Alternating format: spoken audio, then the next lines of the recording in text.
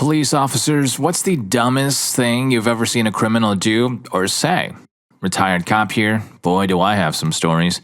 One unpleasant move a guy did was he steals some poor girl's car. It was her first car, she worked full-time, it was a sweet little thing, and we felt so bad, she was crushed. Also in the car for some reason was her cell phone, so a colleague who has the gift of talking nonsense really well calls the number. Dude answers. It goes a little something like this. Cop, mother trucker, you stole my friend's car. Bad guy, witch, I will mess you up, then mess up your witch. Cop, bring it, mother trucker. No cops, no friends, me and you. I'm at the Chevron on Main Street and 5th. Coward, I'm calling your difficult read around. Bad guy, witch, I'm on my way. Click. Me, no heckin' way he's coming. Dude, rounded the corner and pulled into the gas station. We hid our cars behind it, and then when he parked, we boxed him in. He had a gun too, heckin' idiot. On probation, I had a loaded gun. Come to us. I guess when keeping it real, it can go wrong. Story 2. Not a cop but a corrections officer. 2 inmates got into a fight in a hallway. I was the closest to them and only saw the start of the fight out of the corner of my eye. In my report, I wrote that I saw the 2 inmates fall to the ground with name on top of the other inmate. Story 3. A woman is waiting for her DUI trial in the courtroom. The lawyers and judge are milling around and getting their paperwork in order. Trial starts in 10 to 15 minutes. The prosecuting attorney asks her if she wants to take the plea deal one last time. She refuses and goes on about how this is unconstitutional and the police and courts are corrupt and how is she going to take her kid to school, blah, blah, blah, blah. She's starting to cause a bit of a scene, yelling, acting like a child, just being generally annoying. Someone in the room gets a whiff of alcohol. She is out on bond, so she can basically be given a PBT, preliminary breath test, at any time for any reason. The judge orders one on her. She registers a 0.226 in court. This woman, who was on trial for DUI, had the audacity to drive to court intoxicated and then moan and groan about how she isn't being treated fairly and we're all corrupt and this is unconstitutional. Not only that, but it explicitly states in your bond conditions that you cannot consume alcohol. So I cuff her and bring her to the jail. She's still running her mouth during the walk over. I had nothing to say. I had absolutely zero sympathy for her. I could barely hold in my own laughter on the walk over to the jail.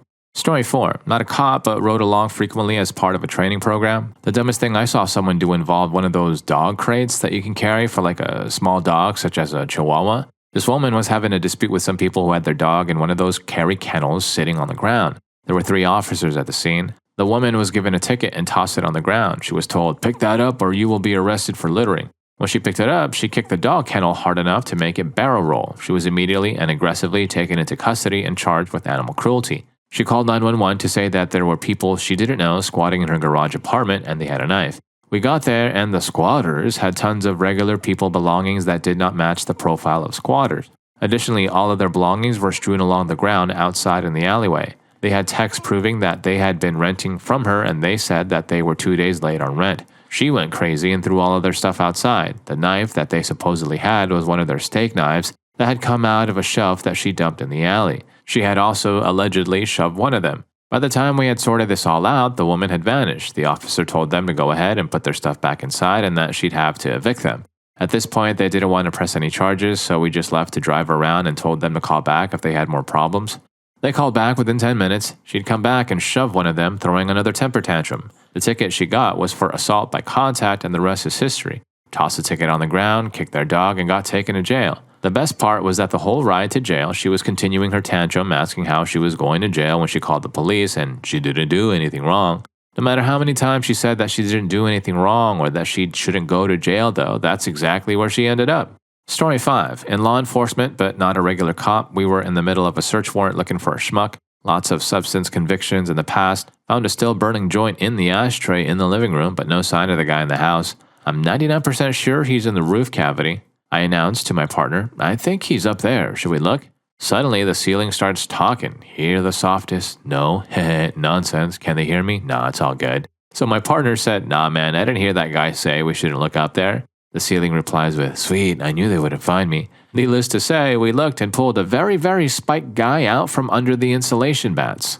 Story 6. A friend who was an officer told me this one a little bit ago. He was driving near where a known car thief lives, so he stops by, an SUV in the driveway with no tags. He walks up, runs the VIN, stolen. Now the property had a house on it, and then out back, a small mother-in-law suite where it said thief lived. The officer walks out back, knocks, and then hears a car door. The officer starts running, the engine starts, and yep, the thief is driving away in the stolen SUV. The officer knows where he ditches stolen cars at, so he has an officer stake out that area. Sure enough, 2 hours later, the SUV rolls up with the Jeep following it. The SUV driver wipes down the dash, wipes down the outside door handle, and gets in the Jeep. The officer pulls them over and arrests them both. Why both? Well, the Jeep is stolen. The officer runs her license, sends another officer to her address, and guess what? She had a stolen car at her place too. 3 stolen cars recovered, 2 people in jail, all because one officer decided to stop by a thief's last address. Story 7. My BIL is a cop in a small town. He pulled a car over one night, recognized a kid, smelled substances inside the car and said, "Give me the substances and I won't search your car, won't give you a ticket, and you can be on your way." The kid fights him, says he doesn't know what that smell is, there's no substances, and how can I trust that you won't take me to the station if I give it to you? BIL promises again that if he hands him the substances, he will let him go, no questions asked. The kid keeps being a moron. BIL searches the car and finds many more substances hidden all over, as well as substances. BIL says, "All right, let's go to the station." The kid gets upset and says, "You said you weren't going to do this. See, I couldn't trust you." I groan and laugh every time I think of that. What a dummy. Story 8. I was in the police at the time. In the middle of the night, my partner and I found a car in a cemetery. Stolen cars were dumped there regularly. The car had its windows down and it had only recently been left there. It was still warm to the touch. It didn't flag up as stolen, and through the window I could see a substances pipe in plain view. That gives us the ability to search the car. Inside, we find a bunch of substance pipes, 3.5 grams of substances, and a handgun. There was also a tablet and phone that was unlocked, and while we were searching the car, the tablet kept on receiving messages from people trying to score substances. I had a quick look through the phone and was able to figure out that the owner of the car had come out from the city. I worked rurally at the time to make a score from one of the local gangs, but the gang didn't want her turning up, so arranged to meet her at the cemetery and conduct business somewhere else. I leave a business card under the wipers, not my card, but the station's, and on the rear I wrote that she, the owner of the car, should come down to the station if she wants to get her stuff back. And sure enough, she did. At 9 the next morning, spiked out looking for her substances and gun. Story 9. Not my story, but my police officer friends. He had gone in to arrest someone for dealing substances. He was in full uniform while someone else had already been in there undercover. The substance dealer looks at the undercover police officer and says, "You're undercover." "Yes, well done." He looks at my uniformed friend and says, "You're undercover too." He was not. Then he looks at someone else, not a police officer, and says, "And you?" The guy responds with, "How am I an undercover police officer? I just bought substances off of you." And that's how they made an unexpected arrest at that raid. Story 10. So we were partying at one of our friends' place, and cops stopped by to check what's with all the commotion. I know that because they told me that there weren't any complaints or anything. So I am dealing with the cops when my friend, who was spiked freaking behind, decides to join in. He starts speaking in our native tongue, which the cops don't understand. Anyhow, one of the cops raises his right hand and waves 3 fingers in front of my friend's face, asking him, "How many fingers are these?" To which my friend replies, still in our native language, thankfully, "Why do you drink so much that you are even unable to count your own fingers, sir?" Story 11. Not a police officer, but my father was a 911 dispatch operator. My dad was working one night and he gets a call from a man who was obviously intoxicated. "Dad, 911, what is your emergency?" Intoxicated man, yeah, I think I just heard a red car crash." "Dad, you heard a red car crash?" Intoxicated man, "Yep." "Dad, okay, police are on their way." Click. My dad finds out later that this dude was driving intoxicated and crashed his car not far from his house. The guy decides to get out of his car, stumble home, and dial 911 to report the fact that he heard a car crash. In his intoxicated mind, he figured he'd report the crash as someone who heard it and he'd get off somehow. But he had to specify the color because apparently a red car crashing sounds different than a blue car crashing.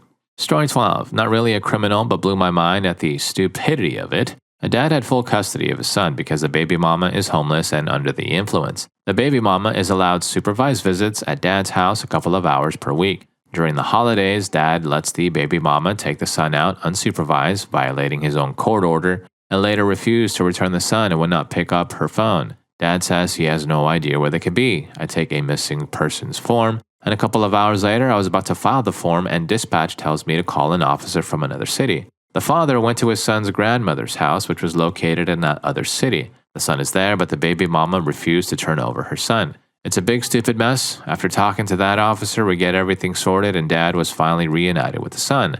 I filled out a missing person cancellation form and turned both forms in. A few days later, I see on my MDT a pending call from that same address for the same exact reason. I was about ready to drive over there and yell at the father for being an idiot, but I was on another call and one of my partners took the call. Story 13. Not a cop, but my brother was. He told me that this one time he took lunch at Popeyes while in uniform except for the hat. Once inside, the cashier started taking his order, then stopped halfway and turned to a coworker that just walked up. I don't remember exactly what was said, but basically the guy taking my brother's order asked the other guy if he took his substances. The other guy says yes, but he didn't smoke at all and proceeded to hand him over the substances. The guy then says cool, not to worry that he's got another stash in his car for emergencies like this. My brother then said that he just wanted to eat some lunch. The guys then realized he was a cop. One guy said something like, not again. As my brother started arresting the cashier, he said that he thought my brother was a security guard. So my brother, just trying to make a joke out of it, says, oh, you smoke substances with your security guard? To which the guy says, no, just my manager and his buddy. But the real funny part was when he asked another employee there if the security guard was around, and the employee said they didn't have one and didn't know what that cashier was talking about. Story 14. Not a cop, but I know for sure this is one of the dumbest things I've ever seen someone do. Several years ago, some friends and I were hanging out when my friend brings along this new coworker trying to get him out and about. Immediately, we all knew something was off about this guy, but whatever. We were out until 3 in the morning before we call it a night. My friend is bringing me home and just being an idiot, decides to swerve down the street before getting to my house. Well, we pass a cop car, and the car hits its lights but had to turn around. By this point, I'm out of the car when the cop is pulling up on us, and this new guy makes a run for my front door. The cop jumps out of his vehicle and demands all of us on the ground, just about waking up everyone in my neighborhood. Turns out this dude had a warrant out for his arrest, and he decided bolting out of the car was the smartest move to make when a cop pulled up on us. Story 15. Not a police officer, but an ex of mine was out wandering in a wooded area of their town, intoxicated off their face. At some point, my ex, let's call him Schmuckwaffle, passes out in a field near a school and some apartments, and his friends just leave him there. Someone sees Schmuckwaffle laying in the field and calls the cops, worried that it's remains. The cop comes, nudges the person, and Schmuckwaffle starts to wake up. Blackout intoxicated, he leaps up, all aggressive, like causing the cop to jump back and place his hand on his nightstick. Schmuckwaffle intoxicatedly screams, "What are you gonna do, hit me with your stick?" and charges the cop, who then attempts to swing the stick. He punches the cop, runs about 10 feet, then lays back down and falls asleep. The cop pepper sprays and arrests him. Schmuckwaffle remembers nothing. A detailed police report is how I know what happened. It 100% sounds like the stupid thing Schmuckwaffle would do frequently. He had to go to court, charged with assault on an officer. The officer insisted charges be dropped to intoxicated in public, since he wasn't entirely responsible for his actions because of how intoxicated he was. After that, anytime he told the story, it was about some schmuck cop, when in reality, that cop saved his rear. Story 16. I used to ride my bike to and from work back home, and most of my route was passing through horse country, lots of small ranches and stuff. I was pedaling home at 1 a.m., Sonic closes at midnight back home, when I saw 2 of my neighbors' horses being ridden very poorly by 2 strangers. Now, I'm not a horse expert, but the fact the saddles were on backwards and not actually connected at all was my first clue something was amiss. And the fact one of them was yelling, "Damn it, Jim, I ain't going to jail over a damn horse," over and over was my second clue. So I called the cops, then my neighbor who owns the horses. Unfortunately, my neighbor got to them before the cops did, so the cops had quite a mess on their hands. I ended up almost an hour late getting home because I had to help get the horses back. My neighbor got his own ride in a squad car. Both intoxicated people needed an ambulance. His wife was able to help me get the tack off and brush them down. She was wheelchair bound but told me what to do. My neighbor was grateful once bail was posted and hooked me up with free rides to and from work whenever I needed, and I got to learn quite a bit about horsemanship. I heard the cops had a laugh. Story 17. Many years ago, I was a paramedic in NYC and got involved with a stabbing theft.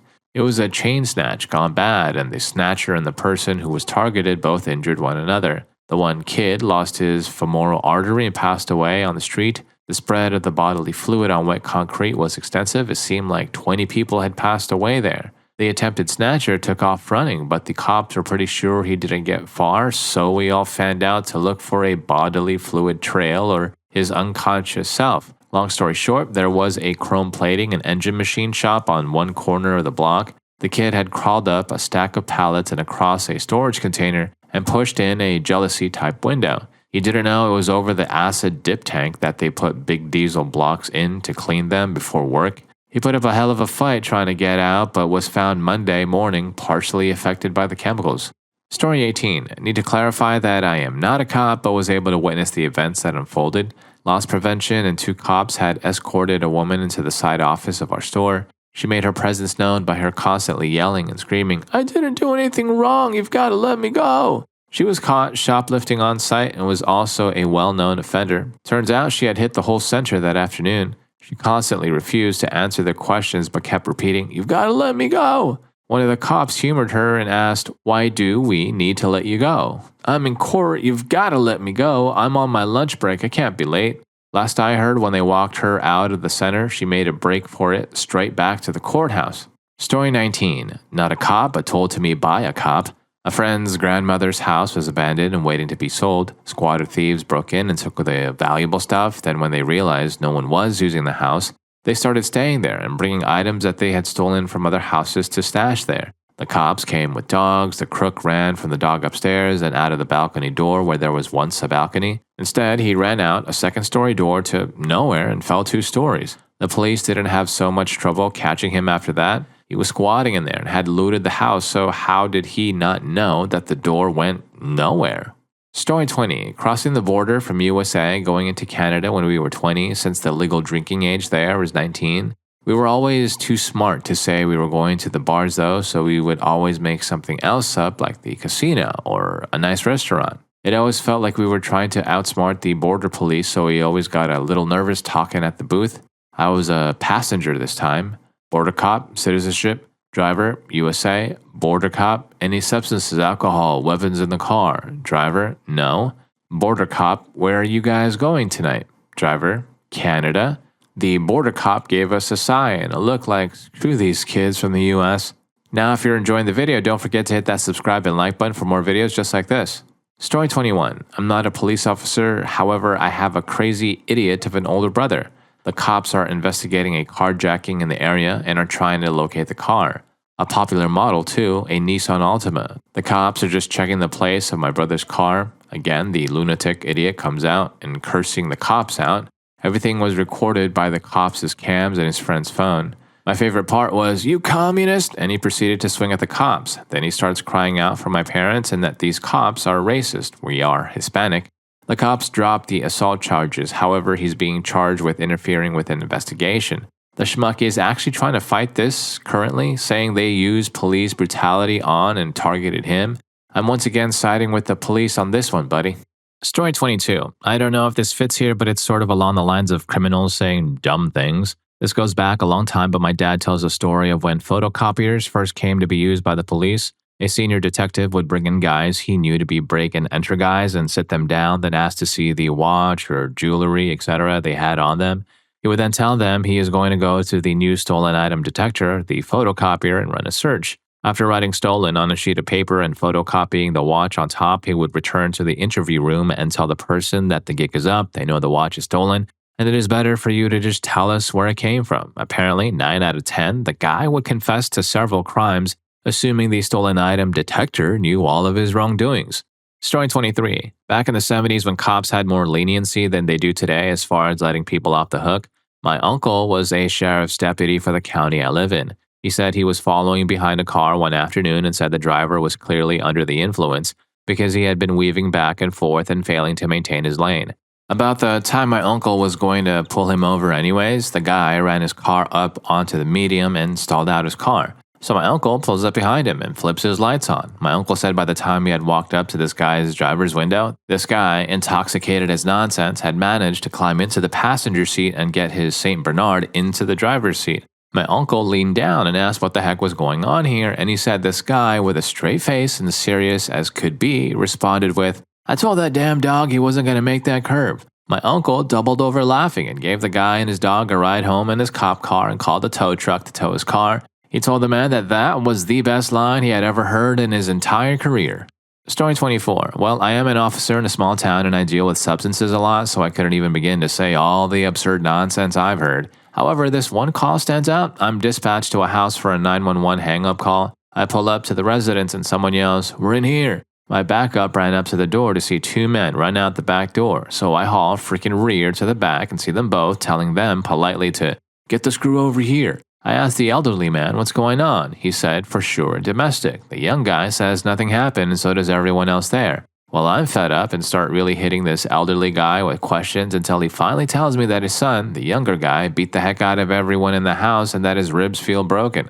So naturally, I tell my backup and arrest the younger guy. Side note, none of the people that were harmed wanted to press charges. On the way to jail, this guy starts crying his eyes out. And I always try to empathize in some form and be nice. I mean, I already got him hooked up and on the way to jail, so my adrenaline is gone. Anyways, he's crying like a little baby, and his reaction to my nice words, which were, look at it this way, you're going away for a bit, but it's a chance to straighten your things out. His immediate reply, sobbing with snot and tears, says, nah man, screw you, you'll never know what it's like to be a big dog. I caps the last part because he freaking screamed it at the top of his sobbing lungs. I say, okay little buddy, let's just get you to your bed. The end. It's not too wild, but it still makes me laugh. Story 25. Once upon a time, somebody broke into my car while I was under the influence of a heavy dose. I went directly to the station with a buddy of mine to file the report. A police station with very particular acoustics that made it almost impossible to whisper without everyone hearing you very well. I had trouble giving my details because every time the officer asked me a question, like my name, date of birth, etc., I felt compelled to fish out my ID card to double check that I was getting it right, which was clearly generating some suspicion. While the officer was completing a form, my buddy suddenly pulled me aside, shows me a small pack straw in the palm of his hand, and whispers, oh my god, I still have some substances, speed, on me. The officer had been so busy writing, somehow she didn't notice, but the anxiety of him saying it out loud made my world spin. A short time passed, seeming like ages, and then he looked at me again and said, darn, my hands are really dirty. I looked at my own and exclaimed very loudly and clearly, these aren't my fingers. Story 26. Obligatory, not a police officer, but post. I was a manager at a fast food place, and one night we have a carload of guys come through the drive-thru. They seemed a bit rowdy, but I didn't think anything of it. I continued doing banking stuff. The cashier serves them, closes and locks the window, and then comes over to the office to tell me that one of the guys had a machete and said he wanted the money from the till. Apparently, the guy said he was just joking. I called the police to get someone out ASAP. I don't care if you're joking. And was told to just continue to act like nothing was wrong. I handed out their food, etc. They paid for it all. What the heck? I gave a description of their car. It was bright green, so it stuck out. The guys drive off. No more issues. A few minutes later, 3 or 4 police cars show up with lights and sirens going, and we hear a commotion in the parking lot, so we went and looked out the window. The car was parked out front while the guys ate their food. I haven't seen anyone that dumb in a long time. Story 27. Many years ago, I used to work for the court service, so I would get talking to the cops about the latest ridiculous nonsense. My favorite was a couple of students who had their house broken into and everything stolen. The cop said when he went to take statements, etc., these 2 guys were sitting cross-legged on the floor because the place had been completely emptied. Over the next couple of days, he gets another call out, same block, but the place next door. He meets the guy at the door who was making a noise complaint for the 2 students next door. The cop knocks on the students' door. It would appear that they are still without possessions with the exception of a stereo someone had lent them as they literally had nothing left, and they were getting intoxicated with music on to drown their sorrows. They apologize, turn down the music, and close the door. The cop goes back to the complainer to tell them they will now be quiet, and as he's having this conversation, he can see in the hallway lots of pieces of electronics, furniture, etc. As he's having this conversation, he looks through his notebook and is ticking all these items off the list of stolen stuff from next door. The students got their stuff back. Lesson? If you're going to burgle your next door neighbor, don't invite the cops around to complain about them. Story 28. One night, another officer and I had been tracking a stolen cell phone and narrowed it down to one problem complex in one of the more rough parts of town. As we're waiting outside for the phone to move again, these kids pull up to the exit in a black Kia and immediately stop when they see our patrol car. They then try to throw the car in reverse and all bail. There are like 4 jumping out and the front passenger starts rolling around on the ground as the car starts rolling backwards due to being on an incline. He nearly gets run over and we drive up and run after them on foot. We lose them in the building hallways. We end up tracking the driver to an apartment because we were still tracking the phone. He had gotten ahead of us, run into his grandmother's apartment, ditched his clothes, and tried to jump into the shower. As we're knocking on the door, his grandmother answers and says he just got home a bit ago and that there wasn't a stolen phone in the house. She even brings us his dirty clothes to prove it, even though he's trying to pull the whole "those aren't my pants" nonsense. We hit the ringer on the phone and it goes off in her place and she's shocked. We walk into the kitchen and find the phone in a cereal box on top of the fridge. so he gets locked up. As we're putting him into the patrol car, we find out the Kia rolled down the incline into two parked cars. His aunt pulls up and realizes he took her car without her knowing. He got charged with all of it, and I'm pretty sure his aunt was going to try and make him pay for all the damages. Also had a guy end up in the hospital with a broken jaw, dislocated shoulder and wrist, and giant gash in his chin due to falling 12 feet off of a ledge as he was running away from a car crash. His head had landed on some cinder blocks. We had tried to pull him over for an expired license plate, but he fled and took a turn too fast. He wrecked into two parked cars. It was dark, and he told us he kept looking back as he was running, so he never saw the ledge he fell off of. Why did he flee? Because he didn't have a driver's license. Story 29. So there I was on New Year's Eve. I spent the evening with my buddies and was getting ready to drive home. At the time, I didn't drink, but my new roommate did, so my friend gave me the open bottle of champagne in case she wanted some since we had quite a bit left. On the way home on the freeway, I must have turned the corner too sharply and gone out of the lines because the state patrolman behind me flashed his lights. So the officer shows up, and the first thing he says is, "Hey buddy, why the heck didn't you pull onto the shoulder?" Since I was in the leftmost lane of the two-lane highway at the time, I pulled over into the median. I guess I had been so startled I hadn't thoroughly thought about it. The next thing the officer did was gesture at the comically large, half-empty bottle of champagne looming in the passenger seat and say, "Is that an open alcoholic beverage?"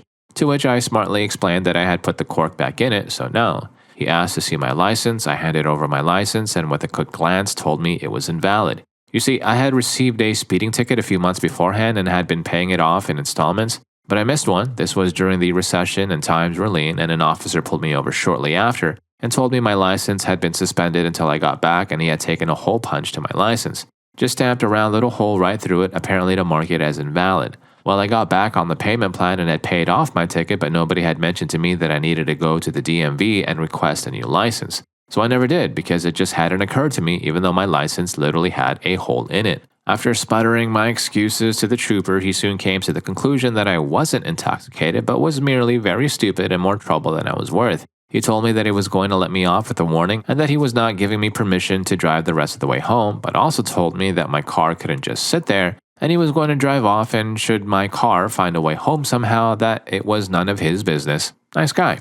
Story 30. My aunt loves telling this story. She was called to an intoxicated in public on a suburban street. She arrives and sees this guy stumbling around the street singing at the top of his lungs, so she switches on the lights and he runs directly into a sign. I guess this got his intoxicated mind addled because he got up and ran straight to the police car. He goes to the driver's window and yells, "Can you give me a ride? The police are looking for me." My aunt says, "Sure, get in the back," and unlocks the door. He gets in and she drives him to the station. Story 31. Not a Leo. Mine was, "We're trying to take the back roads home." I live in a place that if you want to drive home without touching the interstate or state route, you could by taking a back road that bypasses the standard thoroughfares. My friend and roommate at the time and myself were at a mutual acquaintance's home about 15 miles away from where we lived at the time. We drank too much and also smoked too much of a medicinal herb before it was legal to even smoke it medicinally. I was caught in a speed trap where just after a major intersection, the speed limit dropped to 10 miles per hour just after the light. I passed by going the speed limit, but after I was going 15 miles per hour over the drop-in limit, as soon as we were pulled over, my friend starts exaggerating that he's about to wrench out my passenger side. This exaggeration saved us, for the cop was in an area where he shouldn't have been because the whole time I was pulled over, I was passing the field sobriety test, and he said that I made the right decision by not letting him drive. But because I said that we were trying to take the back road home, that he knew we were screwed up. He gave us the option to go to the gas station 200 yards away from where he pulled us over, and if my vehicle had been moved before 8 a.m. the next morning, they would be coming by my house to arrest me. We took him up on his offer and parked at the station, called his brother and mine. My brother agreed to pick us up, and that's how I got out of a DUI. Story 32. Obligatory mention that I'm not a cop, but took a forensic science class in high school where we had the police chief come and talk about some public cases with us. A story that he threw in for fun was one about a guy who tried to rob a 7-Eleven. The robber's first mistake was trying to do it after 9 p.m., where a sign on the door explicitly said, "We don't carry more than $20 in cash after 9 p.m. So when he barged in with a ski mask and a gun, he already was bound to have a bad time. He waves his gun around, demands cash from the overworked and mostly confused guy working the register, who shrugs and starts packing all the money into a paper bag. While this disguised would-be thief is waiting for that, he suddenly grabs a six-pack of beer and drops it on the counter and demands, "I'm taking the booze too." The cashier, apparently a genius, simply asks, "Can I see your ID for that?" And the ski mask gunman hands over his actual driver's license to the clerk, who memorizes the name and address and hands it back, saying everything is in order. The robber leaves with cash and booze, and if I remember correctly, the cops were waiting for him when he got home. Amazing. Story 33. Substances traffic stop. I pulled a guy over and the car reeked of substances. As I talked to the driver, I could not only smell it, I saw it sitting on the cup holder. I asked the driver to step out. There was a female passenger up front as well. He declined it being his and also said it wasn't hers. I told him that it's in a motor vehicle, so it's both of theirs unless someone claims it. I placed him in the rear of my squad car. I read him Miranda, and he said he wouldn't talk to me anymore. I pulled out the female, and she said it wasn't hers as well. The male in my car called me back over and said he doesn't want her to go to jail. I told him I can't talk to him about the incident because he didn't waive his Miranda warning. He then asked me if he could talk to her. I walked her over and let them talk. She explained to him that she might get in trouble over this because she was in the car. He replied, I don't know why you would get in trouble. The substances is mine. Story 34. Not a police officer but worked as a guard in a Swedish prison a while back. This occurred during my first year. I was in the office in one of the workshops where only staff is allowed. Suddenly, an inmate comes and knocks on the door. He seemed quite stressed and was screaming for someone to open the door. I opened it and asked him to calm down, to which he replied by pulling me and saying, You must stop him. Me thinking there was some kind of fight going on in the workshop, I start running with the inmate. I'm also being followed by a few other guards that were with me in the staff room. I cannot, with words, describe the scene that I witnessed now. One of the inmates, with a lesser intellect, has pulled off a hose to a machine that operates by hydraulic fluid. There's oil all over the floor, and he's sitting in the middle of it, singing and sort of showering in it. At this, all the guards arrive, and we're just staring. 90% of the inmates are laughing their ears off, and all this guy is saying is that he read somewhere that oil is good for the skin, and he found plenty in the machine. He was going to be a free man in a few days and wanted to have nice skin for his girlfriend when they met up. Well, we had to close the workshop, and he had to go clean himself. The rest of the inmates got the day off.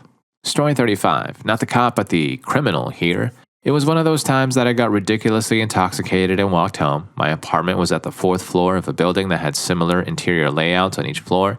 That day, I was so intoxicated I mistakenly went to the unoccupied 5th floor apartment. After seeing that I couldn't unlock the door, I assumed the obvious, that there's something wrong with my key, and called the dude you call when you're locked out of your home. He comes, opens the door, and I find myself into an empty apartment. Thinking that I got robbed, I called the police and gave a report, all the while slurring, double explaining, and acting like any blind, intoxicated person who just got robbed to the floor nails. All this naturally lasted quite some time, as you can imagine, until the girl of the 6th floor happened to pass through the staircase, gave a look to the whole site, and hesitatingly said, You're on the wrong floor. One of the cops was still imitating some of my previous acts and outbursts while laughing his rear off as they were getting into their car 5 floors down. It was a soul-crushing defeat. Story 36. Worked for a rural sheriff's office. Me and my partner were running radar on the highway when I stopped a Suburban for speeding. The driver pulls over and doesn't let the car come to a stop before throwing it in park. As I exit my vehicle, I can hear her yelling and screaming in the car, so I call my partner for backup. I make contact with the driver and she continues to scream about how she's late and wasn't speeding. I stopped her for 20 over. When my partner arrives, she starts crying and says, I don't know why I'm being treated this way. I'm a white woman. When she received her ticket, she threw her coffee cup into the passenger floor, causing it to shatter and explode coffee all over her own car. She came to court and asked for a bench trial. When I went to play the dash cam footage, she changed her plea to guilty. Turns out she was the wife of an important member of the community. Well, if you like these stories, here's more for you. YouTube thinks you're going to love this. I'll catch you in that video.